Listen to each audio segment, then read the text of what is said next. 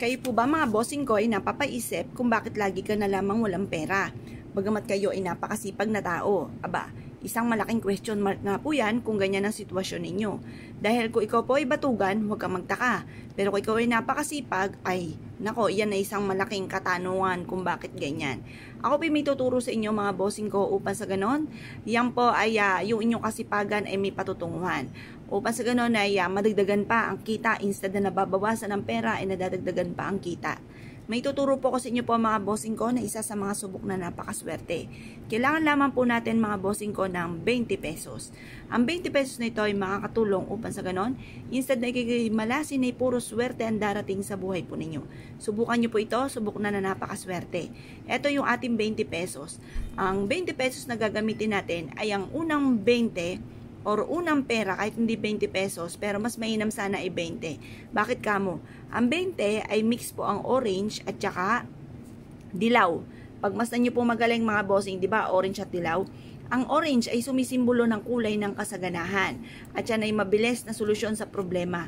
Ang dilaw ay para sa abundance mga bossing. Paano na lamang kung laging pong problema ay usaping pera? O di gamitan natin ng 20 mga bossing. Ngayon po mga bossing, dahil ang kulay na yan ay makakatulong upang sa ganon, maka-attract tayo ng swerte. Meron po ba kayo na brown na envelope? Mas mamumungkahi ko po sa inyo pero parehas naman silang maswerte. Brown envelope kasi ang kulay din ng brown ay pera. Ang pula naman, nagtataboy ng kamalasan at nag-a-attract ng swerte. Ayan, pili lang po kayo kung anong meron kayo dyan. At pagkatapos, kung alin man ang meron kayo, tutupiin nyo po ito. Yan. Ganyan ang pagtutupi mga bossing. Or kaya, diba, ito na yung ating brown envelope. Pag ganyan ang pagtutupi. Ganyan. Ganyan po ang pagtutupi mga bossing. Huwag yung pataob mga bossing. Ganyan yung patupi niya. Ngayon po mga bossing, i-wish po dito na magkakaroon ako ng maraming pera, magtutuloy-tuloy ang pasok ng swerte, hindi na mauubos ang pera ko, lahat ng mga pangarap ko ay matutupad. Ganon ang pag-wish na walang gamit na sana, direct to the point mga bossing. Ganon din sa ampaw natin, kapag ganon yung inyo pong ganyan din yung itsura niya, para pagbukas nyo ng ampaw ng envelope, ganyan.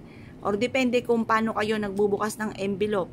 Kung ang bukas nyo naman ay paganyan, ay di paharap yung tao, paganyan. Dapat po ganyan. Ngayon pa mga bossing, kung kayo po ay naniniwala, subukan nyo po ito. Tapos, lagyan nyo ito ng konting bigas, konting asin, paghaluin. Pagkatapos ay bit-bitin kahit saan kayo magtungo. At ito ay may kakayahan na mag-attract na napakaraming pera, napakaraming blessing. Ito ay ma-amaze ka na lang dahil parang nagagawa mo yung isang bagay na hindi mo akalain na dito ka pala yayaman. Nagagawa mo yung isang bagay na hindi mo akalain na kayo po ay magkakaroon ng maraming pera. Yun nga po, parang iniagi kang iniaadya kung saan lagi kayo suswertihin. Subok na po ito na napakaswerte, kaya kung kayo po naniniwala at tayo po itong gawin, ay siya ay wag na po kayo magpatumpik-tumpik pa, subukan nyo po ito. At i-mindset nyo na simula na ito ng tagumpay, i-mindset nyo na kayo ay hindi na mawawala ng pera, puro pera ang darating sa inyo at mawawala na ang problema nyo tungkol sa usapin ng pera. Kung kayo po naniniwala at tayo po itong gawin, ay siya mga bossing, good luck po sa inyo po lahat.